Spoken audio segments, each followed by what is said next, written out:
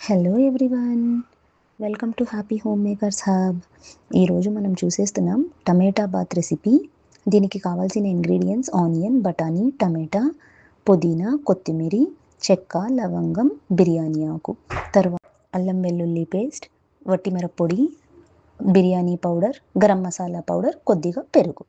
ముందుగా కుక్కర్ పెట్టుకున్న తర్వాత ఒక స్పూన్ నూనె వేసుకొని అందులోకి బిర్యానీ ఆకు, చెక్క, లవంగం ఇవన్నీ వేసిన తర్వాత పచ్చిమిర్చి వేయాలి. దాని తర్వాత పుదీనా వేయాలి,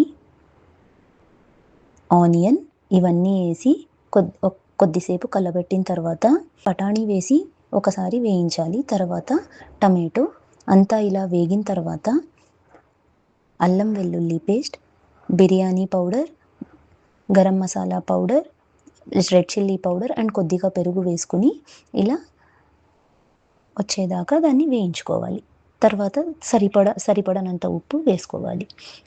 తర్వాత మనం వాష్ చేసుకొని పక్క పెట్టిన రైస్ వేసి అందులోకి కలబెట్టి 1 గ్లాస్ ఆఫ్ రైస్కి 3 గ్లాసెస్ ఆఫ్ వాటర్ వేసి 3 విజిల్స్ వచ్చేదాకా ప్రెషర్ పెట్టుకోవాలి.